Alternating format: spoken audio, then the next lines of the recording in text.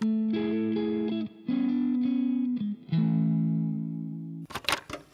I'm T, And I'm Breandax. and we're going to listen to The Sound of Worlds Colliding. Go on. So this is a special one. Those of you who joined us for our Quadeca reactions, and super big shout out to the Quadeca fan base. You guys are really awesome. We're really enjoying the engagement that you guys are giving us. And Quadecans?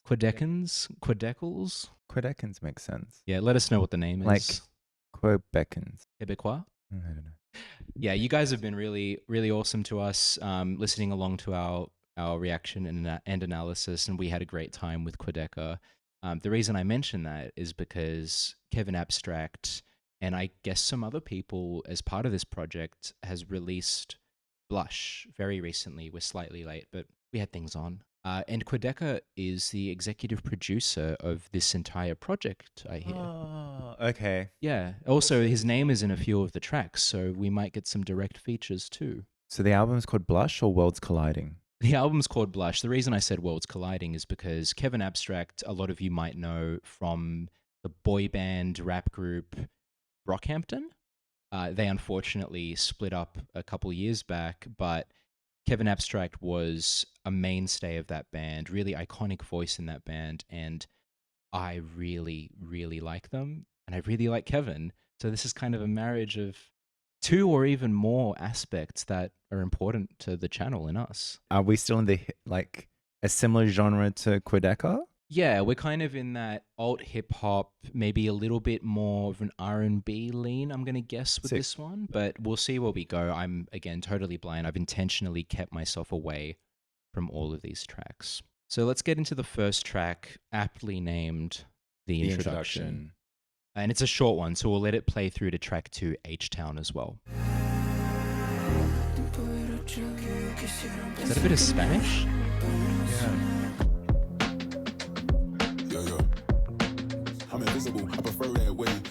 Pitch down vocals.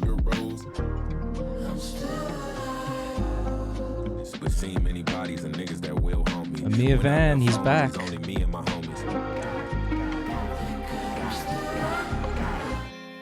Bit of guitar. I wonder if that's a Quadeca influence in there. All right, so that was H-Town, and also the little intro. First taste of Kevin and Friends. What do you think? The introduction felt, I think, the instrumentation and that composition feels like that's very much the influence of Quadeca being behind the scenes on this album as well. Lots of Spanish in there as well. And we didn't get Well, any I was just going to Spanish say, I don't really have much more to say about what the song was about because I don't speak Spanish, so I don't really know what they were saying. I wonder if the Spanish was from a nod to Brockhampton, because they would often have Spanish interludes in their albums. Okay. Shout out to Roberto, mi amo Roberto. Yeah. However, if we then look at H-Town, I never know if you pronounce a h or an anyway. Apparently that's a whole sign of like where you're from, which was not intended to be a segue, but is a very nice segue into what I'm piecing together about this song, and maybe that's shedding some light about what this album is going to be about. I really like the quiet piano. It gave a sense of stillness. It gave a sense of like almost like contemplation vibes. But then with the actual lyrics, you know, it's very much they're telling their stories. They're setting the scene of like, this is my background. You know, I think it's going to be very much talking about lived experiences, about things that they've seen or heard. H-Town, which I gather, like my geography of anything, let alone another country outside of where I live, is terrible. But I'm gathering H-Town is a place. Houston, Texas. I'm like, K-Town would be like a career town inside a particular city, I suppose. Himalayan town? So like it's, well, H, I don't, and then I'm like, is H maybe just short for like hometown? Because there's several featured artists on here. I'm like, are they all from the same place, or are they from different places, which is more likely, and they're collaborating on an album, which means their hometowns are different. So H was, anyway, that's not even the point of the song. The Kevin Abstract verse was, you know, like not fitting within the system, where the system is like all of the rules and expectations that society sets for people. Obviously, I think if we're adding in through the lens of, maybe a like Black experience as well, I'm and almost also even just thinking just a little snippet for you, a little bit of knowledge that you won't have without a background on this is Kevin Abstract is a very prominently openly gay rapper. well, that's another layer on top of everything as Yeah. well. I really loved the lyric "started to fall off track when you built your roads and designed your train," which I felt just really described well about, there's all these like expectations. This is like, oh, you do this and then you do that. You go to school, then you go study some more, then you get a job and you get married and whatever it might be. And this is how you're meant to live life.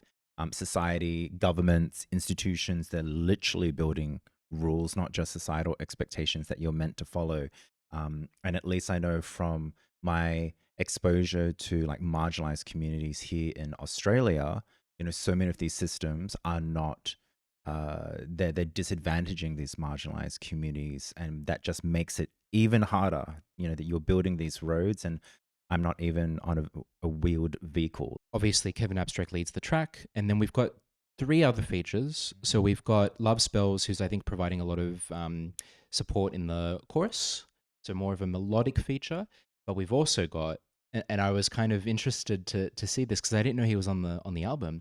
Amir Van, another ex-member of Brockhampton. Oh, Amir Van, he was much more that kind of like he was clearly very influenced by hardcore rap, like thug rap, like I'm not up to date on this genre. I'm not knowledgeable on it super well, but I think like a 50 Cent and like other rappers from that group, he very much influences storytelling and his flow. He was ousted from the group before it disbanded. I'm not going to get into that. A bunch of reasons. It's a lot of he said, he said. I like to see him back in this context because he added such an interesting element to Brockhampton. He's very good at weaving violent imagery into his storytelling in a way that still feels very smooth. And I'm not sure if we'll get that in future tracks, but we'll see. And then we got So Gone, So Flexy. I'm not familiar with So Gone, So Flexy myself, but added another kind of perspective and tone. And I also caught the lyric about type of person that'll hold the whole onion. So like grab all the layers and like bundle them up. I am all of it. coming back to what you're saying there about Amir and like weaving in that imagery, I think one of the lines that really spoke to me in his verse is the last one or the last two. My only fear is God. He knows every person I robbed. Pistol in my right and the left hand of God.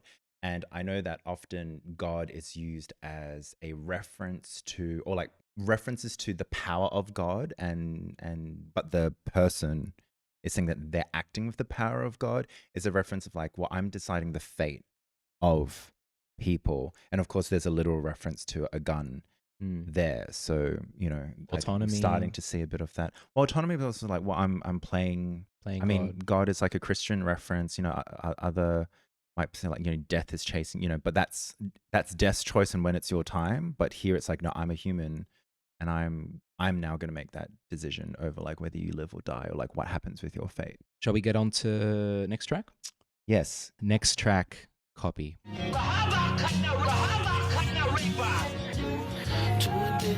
Keep me straight, I pray you'll come.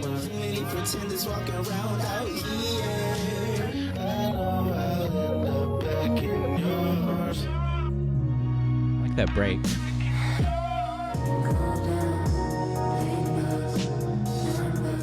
Young niggas purge. 10 on his block with this chop, make it burn.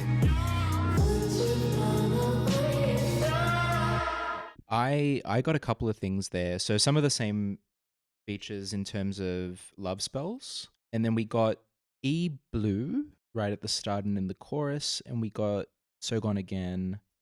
So yeah, we're kind of building a bit of a cast of recurring characters that are going to be happening throughout the album. And I heard in some previous interviews in the lead up to this album that Kevin was positioning this as a band, but a rotating band with him as the mainstay. Cool. Yeah, so we're getting a bit more of that. I did like the little beat shift that we had kind of in the middle where we took a pause for a break and then we switched up the beat. That kind of kept me guessing a little bit. And then, yeah. I think not only did it switch up the beat, but I felt like we sort of like jumped around genre-wise a little bit there. I really liked how, we've built a little bit of energy compared to the first track. The first track was very much that very simple piano, prominently and predominantly coming through. And then here, like, I loved that acoustic guitar. I loved in the first verse, Kevin just had this really, I don't know whether that is that just his voice and his sound in general, his tone in general, but it feels very laid back. It's very chill. And I felt very relaxed, sort of energy wise listening to it. But the change in beat, it was like we went from acoustic vibes to some electronic, instrumentation in there. And then I just got really excited because at the second half, was it the third verse? I think it was. So Gon's verse, we went into my favorite time signature. I don't know music, so I don't know what it's called, but I know instead of having like 4 beats in a bar, you have a multiple of 3. And this was like 6 quick beats in a bar. I'm like, oh, I love when we go a 3 or a 6 over a 4. I don't know why. Keeps you on your toes. Yeah, I know. There's a lot of like movement to it. I like the line about new friends every month, my life looking like Springer. As a kid, I used to watch Springer clips. Obviously, I'm not American. We're not American, so we weren't really exposed to it on TV. Well, I think Jerry Springer was just such a big phenomenon. Yeah, in a lot of like any Western at least media. You would know who Jerry Springer is, and that type of show. And also throughout the song, I got kind of call back to same old, 2-a-days, stay that way, never change, I'll end up back in your arms. And coupling that with the title, Copy, it really just came together with like a going through the motions, this is how I live, like this is what I know, things will come back to how they were kind of vibe. It was interesting. That occurred to me. And then a second thing occurred to me, I think as a secondary reference, is copy is another way of saying, like when you write words for something, it might be an article or whatever it might be. And there's just a lot of media references, a lot of like TV show references in here. So like 2-a-days, I'm pretty sure is an MTV show from a long time ago, but Jerry Springer in there. And all these things have like prepared content and scripts and things like that. Maybe that's just another little reference to picking it up there. I wonder if also listening to Didn't Mean to Haunt You, Quadeca really likes the kind of like TV jokes, comedy kind of zeitgeist, and he calls back to it often. I wonder if there was a bit of his influence in this one. Maybe. The last reference that I'm like, this could go many, many different ways was after this, the one about Springer was then Dancing with Selena. And I always find that the name Selena as a cultural reference ages the audience, because depending on which Selena you think of, then reflects what generation you're a part of. So I'd love to hear which Selena people think of when they see that line. There's gonna be those few people that are right in between. They're gonna think of both.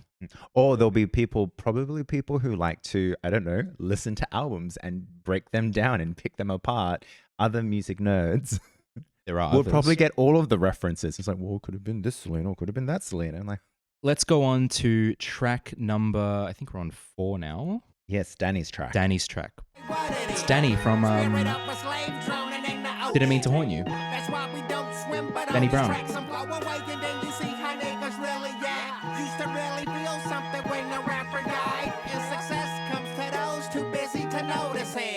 Okay, so, it's titular, and I didn't realize when I was looking at the track list that we had a Danny Brown feature, but it's Danny's track. It's a Danny solo. Makes sense. I mean, like when there's people you enjoy working with and you work with well, or you work with them some more, and we love that. Yeah, we heard him, or you would have been first exposed to him on Quadeca's album. Very nice use of his flow and his distinct voice to provide some contrast to Quadeca. And here, we're in a little bit more familiar company in terms of, rappers who live to, rap rather than like multi-instrumentalist producer types. But still, you can't mistake Danny for anyone else. Danny is Danny. His flow is signature. We're talking about, I think, death, valuing life, making the most of time. We're getting so many featured artists in our rotating band, and everyone is bringing like a little observation about something. It makes me think of like, say, in like the musical world, right? You have musicals where it's a story, but then you also have something called a song cycle where there's a connecting theme, but the songs aren't telling a particular linear story. There's no like a character development and you're following them through a journey or something like that. And maybe that's where this album is going at. And I really like it because it's coming from different artists with their different perceptions.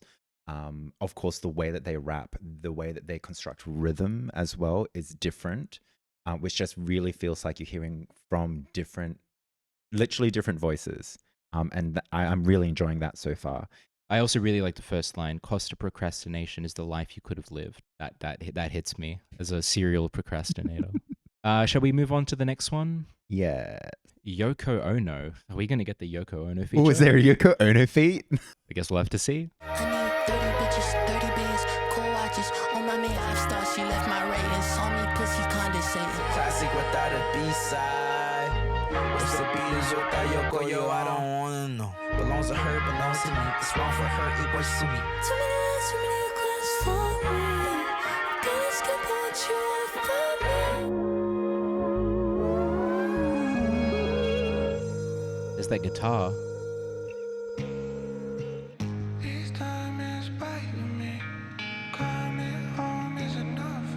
Yoko Ono. So we didn't get the Yoko feature, unfortunately. Maybe it's for the best, to be honest. Immediate contrast in this track. We don't have like a drum beat. We don't have a drum. We don't have a lot of like produced electronic instrumentation. We just really have like a bit beautiful electric guitar though. Yeah, I really like the use of guitar and like the, holding the beat and not bringing it in for this track just really makes it feel a lot more intimate, lets me kind of take a break from some of the little bit more flowy kind of upbeat. It made me stuff. feel like it's late at night, like beyond late. It's now like the small hours of the morning. Yeah. And there's just like a few dregs of people left in the bar. And then there's like a solo person there with like their guitar, and it's like everyone's in their own little world. Everyone's quite alone. One thing that I've been kind of trying to understand and process throughout these first few tracks, we've gotten a lot of Love Spells, the feature, and I've kind of been like, okay, is Love Spells feminine voice? We've gotten a little bit of like rapping and mostly melody, and in this track, the verse I think is from Love Spells, verse 1. It's more flowy, more rappy. Sounded a bit more like a masculine voice. So I'm like, is this a kind of androgynous artist? Like, I'm just not sure, because I'm getting different elements from the same voice, but it's on a spectrum that I don't usually get from, other artists who have different presentations in their voice. Going from Love Spells first verse where they rapped, and then we go into the chorus, and it was such a high register, made me think of the feeling I had the first time I heard Nicki Minaj sing.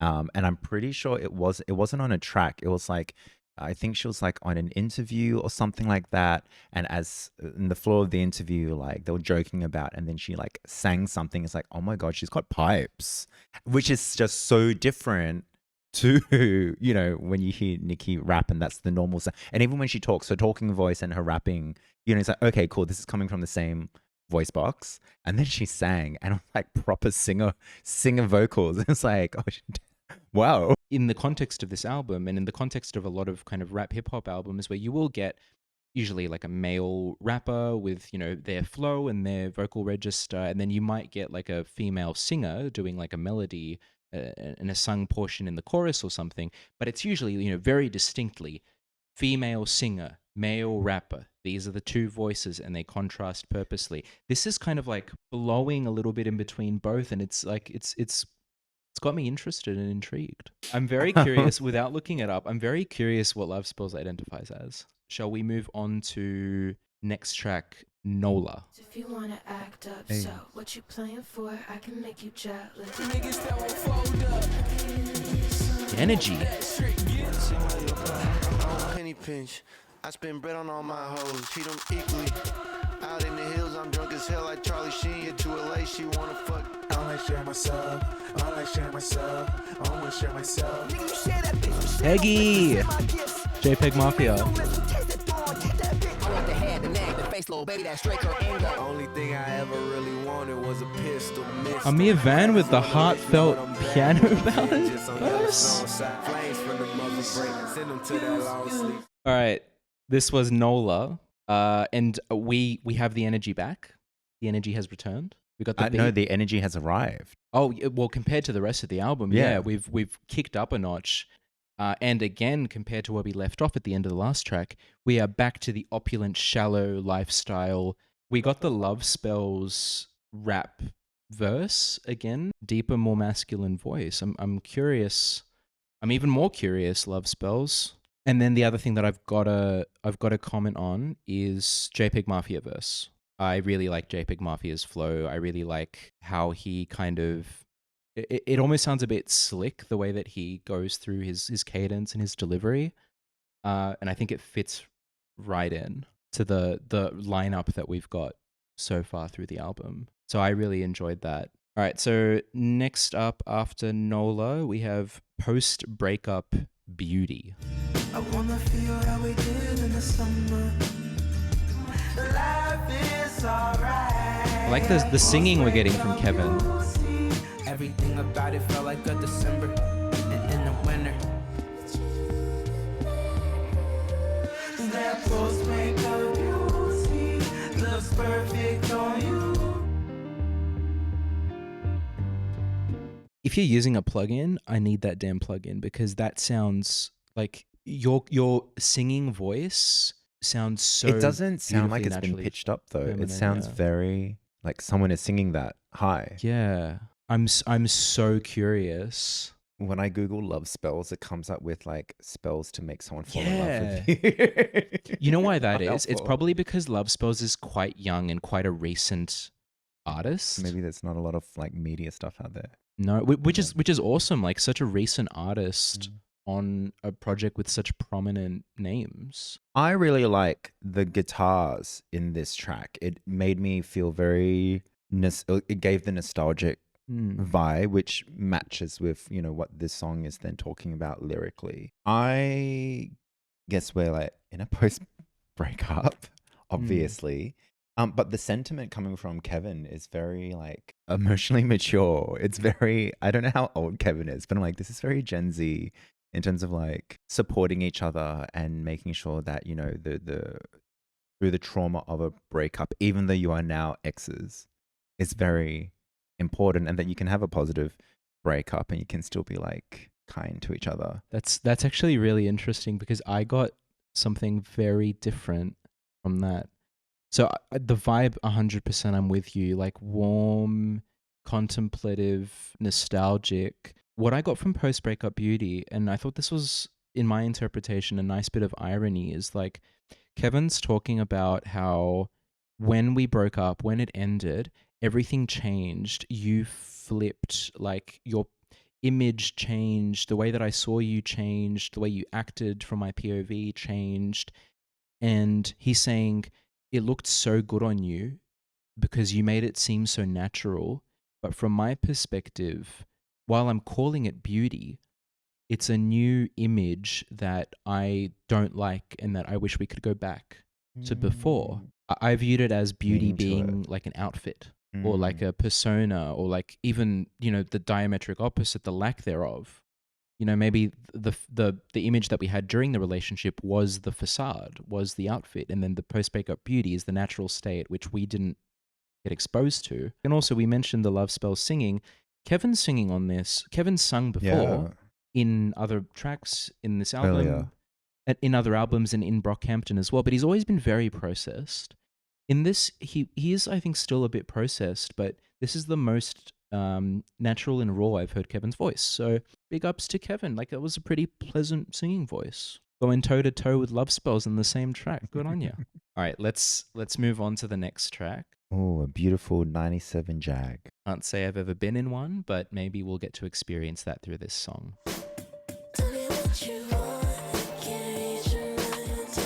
Love spells. Jeez. Plus I'm in this Jeep and my windows is tinted. Your energy shifting.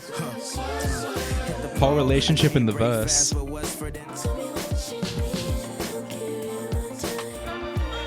Oh, guitar solo. 97 Jag. Is that you? No, I'm You're not a 97 Jag, aren't you? I am 97. I can't say I'm a Jag, but I did feel like what I know of the Jag is the iconic car. I did feel like I was in a 97 Jag because this was classic R&B jams right up front. Love Spells is just like a one-person production Love machine. Spells rocks up to the audition and the casting director is like, what are you auditioning for? Love Spells is like all of the above. Yes.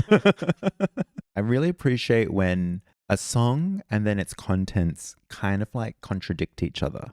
Normally when the song feels really like upbeat and poppy and like positive, and if you stop to actually think about the lyrics, it's like, oh, this is not actually happy stuff. It's not lovey. It's definitely not lovey-dovey stuff. So we're still exploring like breakup. Like it's breakup because the other person has changed and they've changed for the poorer.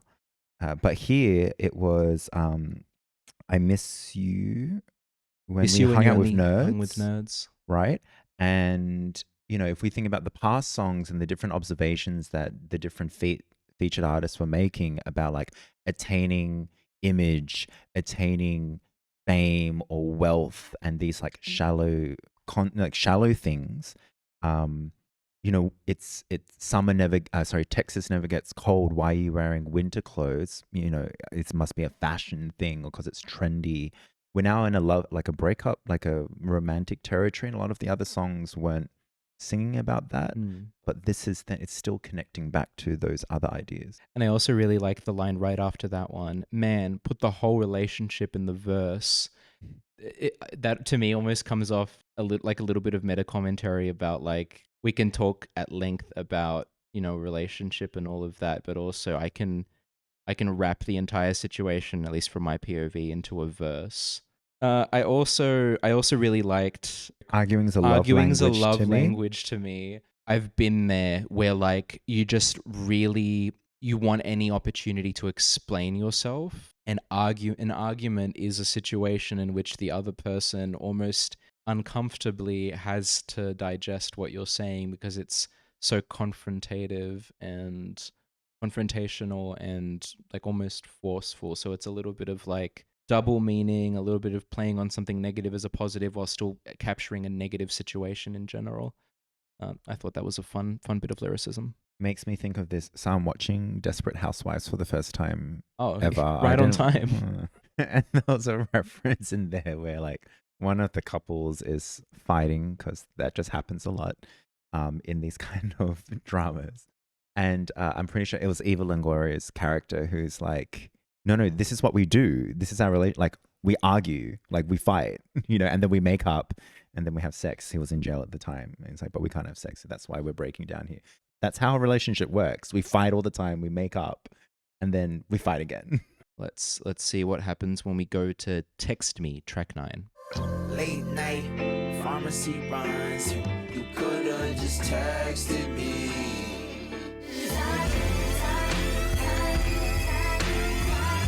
I've done my part, knowing my absence was enough. It's been 2 years, I'm still recovering, and I love Jesus.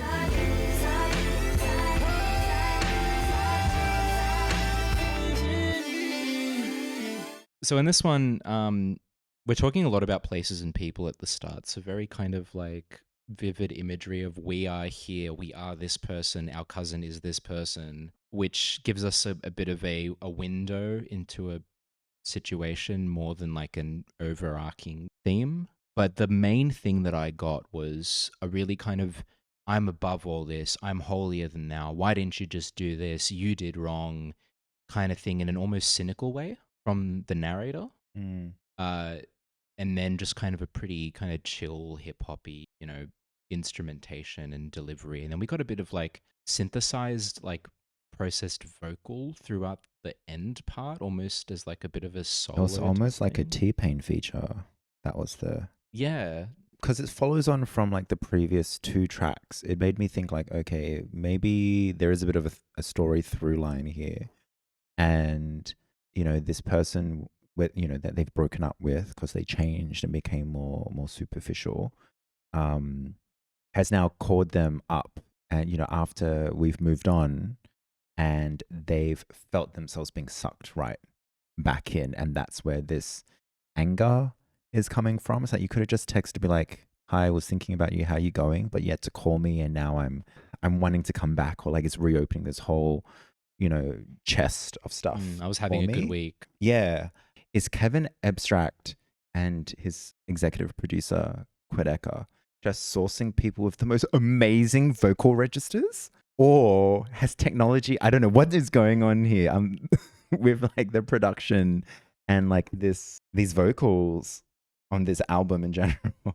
Whatever it is, it's I'm beautiful. It Yeah. sounds so good. So talking about gender fluidity, androgyny, males with traditionally female sounding voice registers, we're getting into a male titled track, Geezer. Oh. Dominic Fike, nice. Lines on his face. He hasn't been around that long. I almost missed my first hand job. Was 10 minutes late. It's going, I'ma make a living shoveling asphalt. But it's not my fault, it's my dad's fault. Nice little clean guitar solo. It's like very twiddly. One time, look, I'm not an actor or anything like that, and I've never, anyway. But a friend of mine is a choreographer. Long story short, she was directing a thingamabobby, and she was like, come audition. I'm like, I'm not even a performing artist. Like, why? And she's like, it'll be fun. Everyone who's on the audition panel, blah, blah, blah, blah. So I went. Anyway, long story short, did the cold read, and she's like, it's good. Could you do it in a stronger Australian accent? And I'm like, I beg your pardon. I didn't get in, but I went away. And I'm like, I need to practice my Australian accent. Or he's a geezer. Oh, it's still, I don't know. Anyway, this song is fun. Yeah, Dominic Fike, frequent collaborator of Kevin Abstract's in the past. Okay. Much more of this type of song artist. Okay.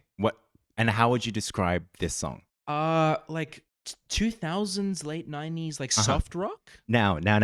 So that, what kind of, so that main guitar line, I'm picturing metal strings for some reason. I know nothing about guitars. What kind of guitar would you say that is? Well, bits of it sounded like a steel string acoustic, bits sounded like a clean electric. Okay, cool. So not the cleaner. I know you were reacting to the guitar solo at the end. So throughout most of the song and in the intro, we've got this like steel string. It's a metal. Okay, steel string acoustic. I don't know if it's surely it has to be intentional. I would love to see if there's an interview or something somewhere, if Kevin talks about this, if it is a direct interpolation. 'Cause I'm just a teenage dirtbag, baby.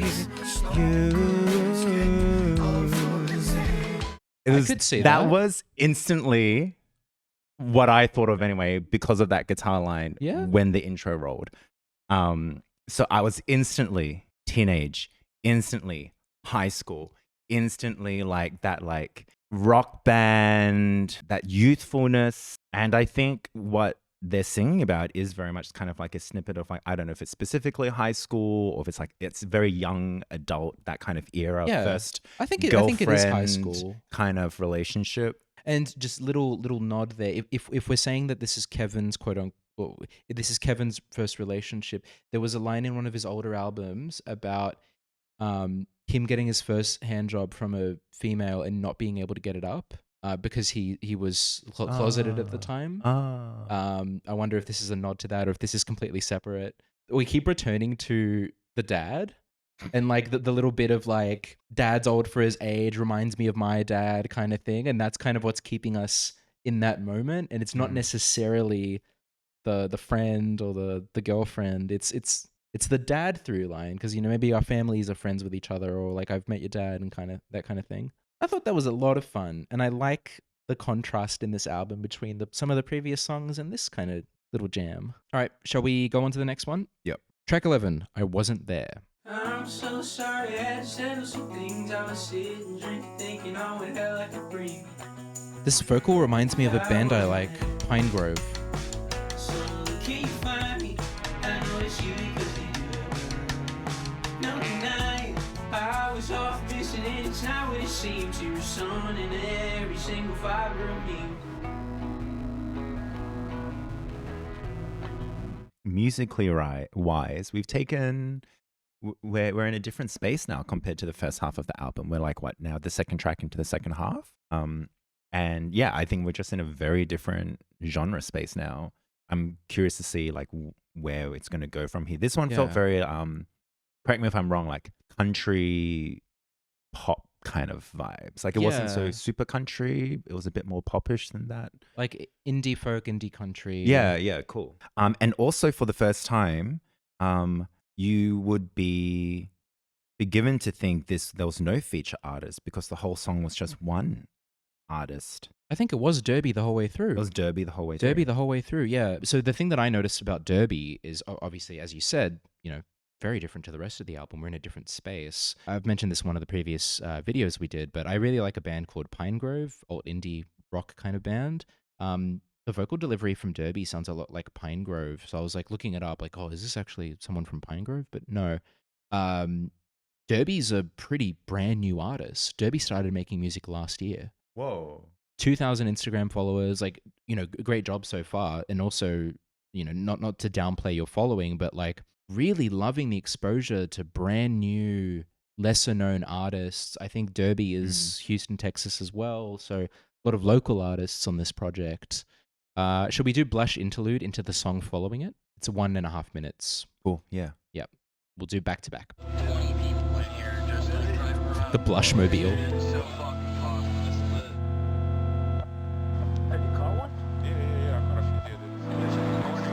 Big ass swan.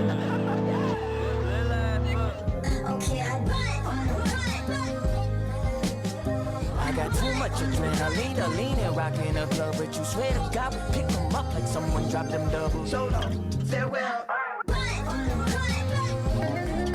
There's my guitar again. Would it be easy to love me if I was different? I'll make you blush and it was us. Blush. So long, farewell. Oh, what? Goodbye. So long, farewell. The interlude, I think we got a little bit of what we got from Quadeca's previous album around like the static, the little snippets of dialogue. I almost kind of felt, are we like in the studio grabbing some snippets from people? We talked about Blush, talked about the Blush Mobile. So just a little bit of like scene building, world building. I think for me, it gave me a moment to sort of pause. And the snippets give a sense of like looking flashbacks, right? And so like giving me as a listener a moment to take pause, take stock. Maroon. I think we're still reminiscing in Maroon quite heavily. Back when we had no problems, back when we first got together. Or I like that it's still very upbeat. And this one almost feels a bit cheeky in the way that it's been put together. Like that, the run line, the little pitched up, tweaked voices in the background, sort of like doing that call and response type effect.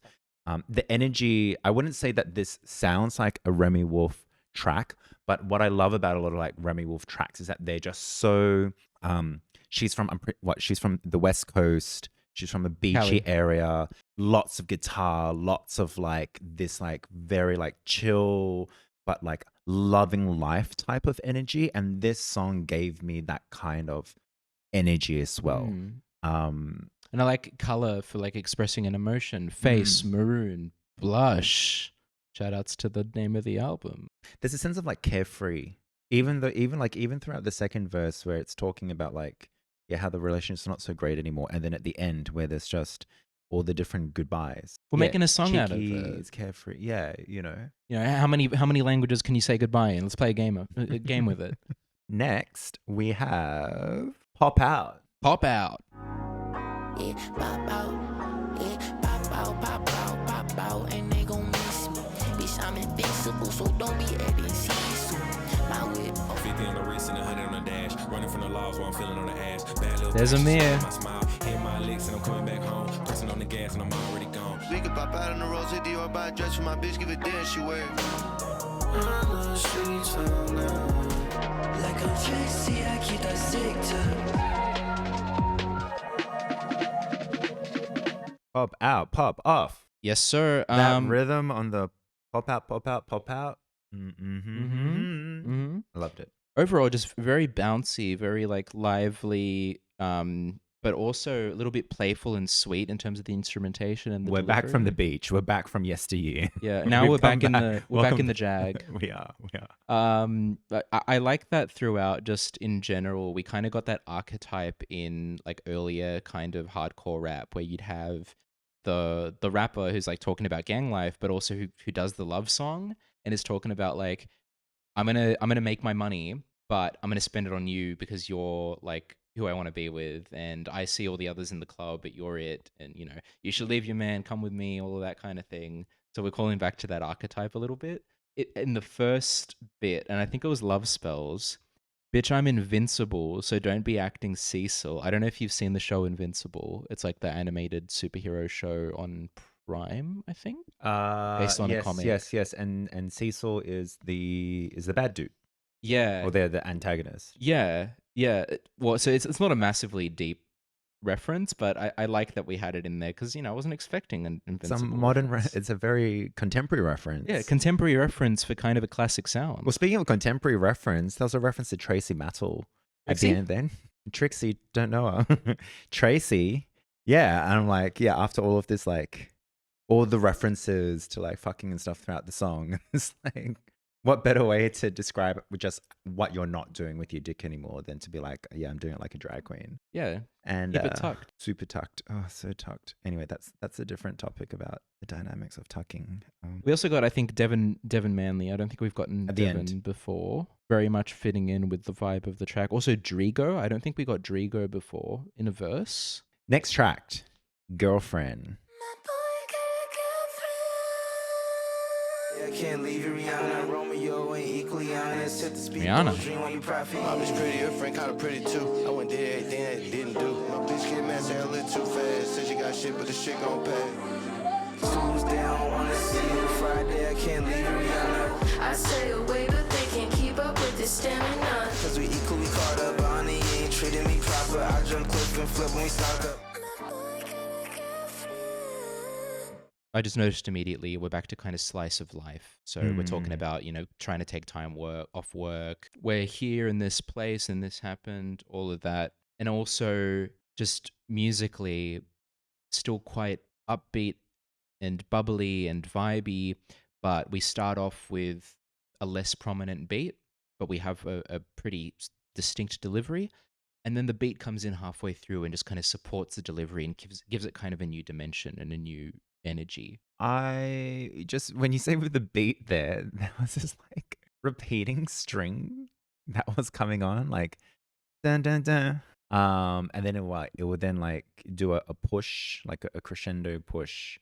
Dun dun dun. And it's a thing. I didn't really like it. Oh, It sounded very. It was to cheesy. me, It was cheesy. It was cheesy. It sounded like you've bought like you found a secondhand like Yamaha keyboard in a garage sale and it's on demo mode and it's that kind of strings coming out of it. So I'm torn between like, as an idea, I love it, but also I wish this is just a preference thing, especially with just the vibe of it.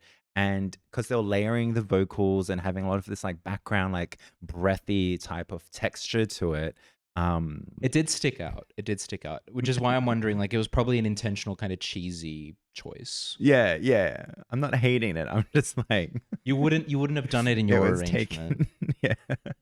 The other thing that I had, obviously, we're talking about Girlfriend, and initially I was like, is this the POV of the side woman?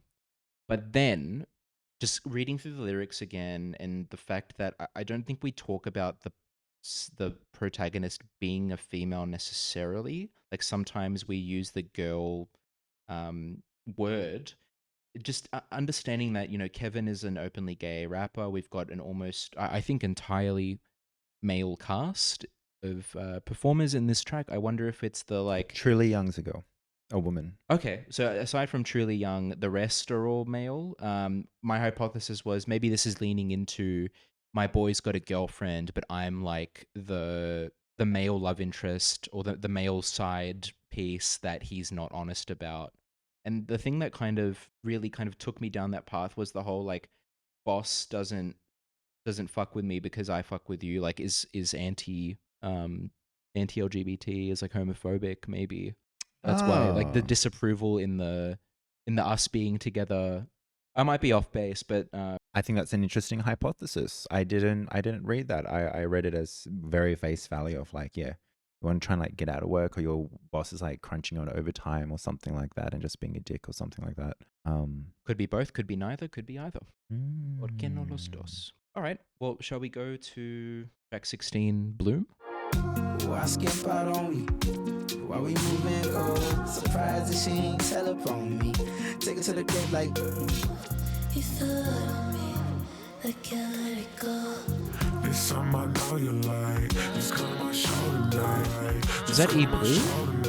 Or is that Amir?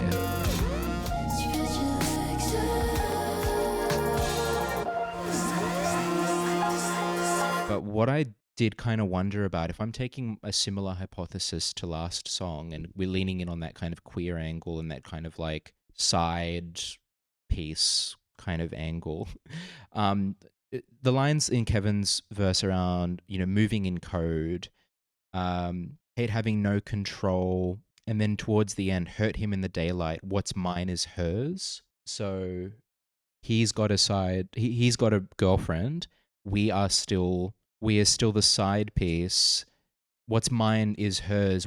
You're the shared aspect between both of us. It's a curse that we feel like this, that we have to kind of do this while you're maintaining a more societally accepted.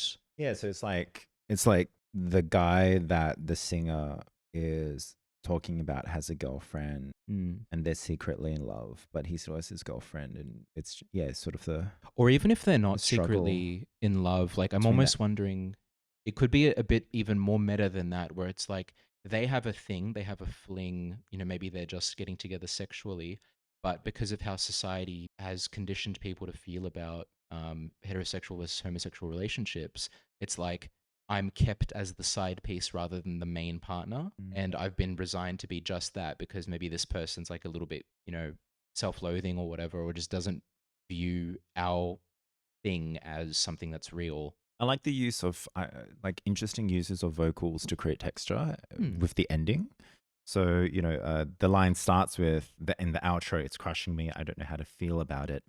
And then he repeats like this, and it gets softer and breathier. And then at the end, it sounds like potentially he recorded a big breath out, and then that transformed into like a static wall of noise, which, and again, wall of noise and static is a really good way of giving a sense of like being suffocated or like having like things closing in on you. But yeah, it was just like it got into that whisper, very territory, and I thought that was really cool. Yeah, maybe that's a bit of the Quadeca input, because we got quite a bit of that from Quadeca with the static and the fuzzy kind of texture. All right, well, we're on the second to last track. Next up is Abandon Me. Gold in my hands, gold in my heart. You're always there for me. Oh, this is Quadeca. Why won't you abandon me? Wait, 10 gold in your hair. 7:30 on the dot. Tell me what you wanna do. To be honest, I'm just being honest, 'cause there's nothing to lose. You're always there for me. Gold on my heart, gold everywhere. And very much felt like a Quadeca song, I think, but the way that he switches between rapping to singing was very much reminiscent of like his style from what I've heard when we did his album. And also, you mentioned fuzz last track. The synth pad that's carrying us through this song Mm. is like, it's got a layer of fuzz, static, whatever that's with it that we're getting again throughout this whole song, even when the beat comes in, that carries through. And I think that reminds me again very much of Quadeca's style. I think it's interesting. Like, we're still exploring relationship here, but I guess this is the first one that's maybe talking really positively about, like, entirely just positively about the relationship, that's being the topic of this song. I love that the two lines are like gold in your hair, gold in my heart. So obviously, like, how Quadeca is seeing this person and how wonderful and amazing they are, and that's being reflected in how he feels. And then that sentiment of like just questioning, like, I don't understand why you're still here with me, when everyone, maybe like past relationships or other people who have given him support or love or security in the past have left, but this person is doing the complete opposite of that, and it's puzzling in maybe the best way possible for the protagonist here. Just carrying on with that as well, I was also wondering if I was looking at it through the lens of the story that we've kind of touched on throughout the album, and if again I use the kind of queer-coded perspective of this, I wonder if this is also referring to the fact that despite the difficulties in our dynamic, despite the fact that we're not as close as I want us to be necessarily, and despite how, I see you there with her, etc., like doing the things that I wish we could do, you're not leaving me. Like, we're still going, you're still coming back, you're still there for me when I need it, which is the positive to what could otherwise be viewed as a negative, tough situation. And it almost comes off to me as like, well, it can be a little kind of maybe pathetic, as like, you're the best I've got, everything else has fallen apart, whatever. It's still very sincere. If we run with this hypothesis of yours through the queer lens, then maybe this could be the point of view from the person that we were previously singing about, the person who was in the middle. And having a new vocalist in Quadeca could also be like further playing to that angle, where it is the perspective of a different person. Yeah. So the next track, the final track, is Red Light. Want you to stay in my seat. I would be at a red light all my life. How many times you made me weep? 100 times. Pretend you there to help me sleep. How many times I wiped your tears? 100 times. And had your back throughout the years? 100 times. I'm driving 80 in the 55, every mile impatient. Right there where you lifted me up in my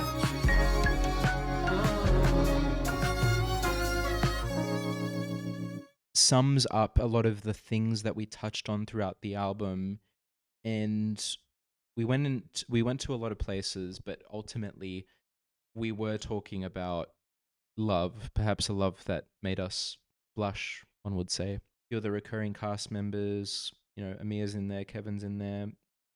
We've stripped back a few of the other recurring voices that we've had, so we've kind of simplified things a little bit. Also, very interestingly, Genius has notified me that the song was officially on the Brockhampton YouTube channel in February, long before this album came out, and it was without Amir Van, who again had left Brockhampton ages ago.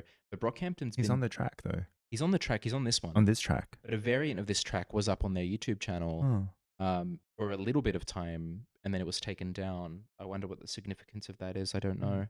Yeah, but in this one, we are getting Amir Van. Expanding on my theory from earlier that this is in fact queer-coded, I get the sense that, while we've talked about a lot of difficulties in this dynamic through, again, the queer lens, the line, I would be at a red light all my life with you, I would be at a red light. Like, we are willing to put ourselves at a red light for the sake of this. We will sacrifice to have this. And I'm okay with that, is the perspective that I'm getting. But still, I want you to say what I mean. Like, I want more from you, but the love that I'm getting, the fulfillment that I'm getting from being with you in this limited capacity, I would still go through with it. That's kind of the thought that I get in the end through all the kind of twists and turns we've gone throughout the album and all the tracks. We resolve on this feeling, which isn't a perfect feeling, you know. It could be a bit toxic if you continue this for a long period of time, you know, really wears you down, but it's how the protagonist feels. It felt like a very honest and a very like a depiction of relationship that felt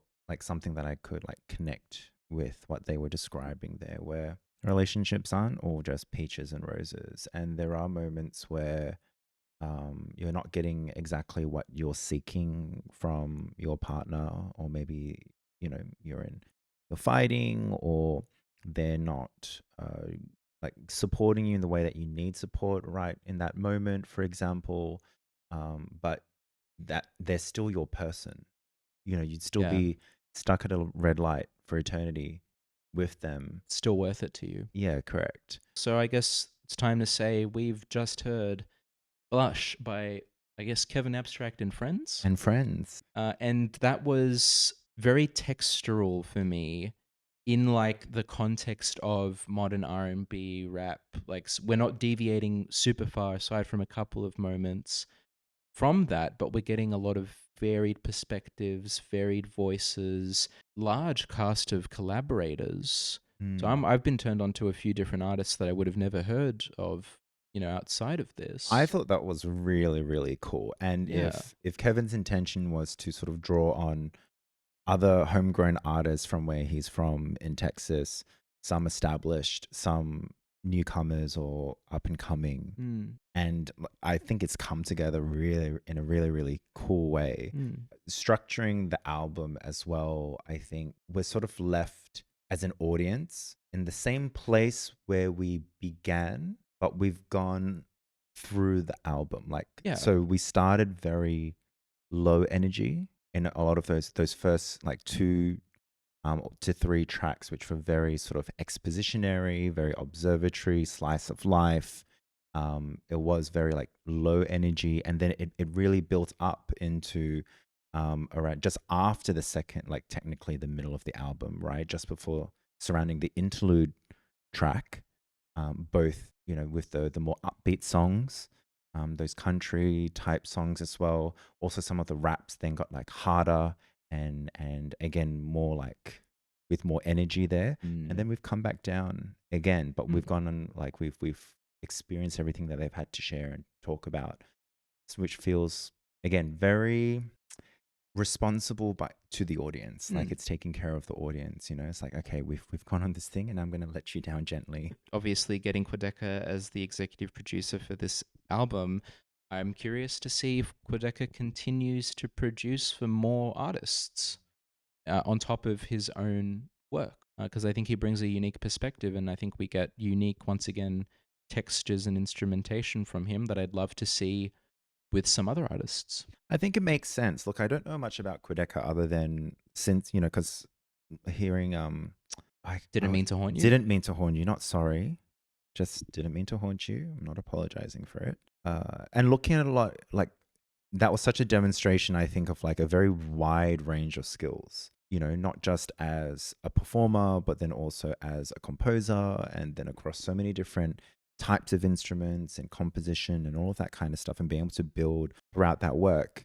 It makes sense to sort of maybe be a producer, because if you have a lot of like the technical know-how, you can then, sort of help other artists, shape and form and edit their story so it comes out really, really well. And I just really love, a lot of these tracks. Some of them were kind of like solo tracks. It was Dominic Fike. Yep. Danny Brown. And Quadeca had a solo track as well. And that idea of it's me, and I've kind of created this rotating band, and everyone's sharing a part of their story, but collectively it speaks to a certain topic, was really, really fun and great to experience. Speaking of experience, thank you to you for joining us on this ride as well, lovely audience. If you liked it, subscribe, engage with us. If you've got things that you'd like us to check out, leave them in the comments. See you next time. See you next time.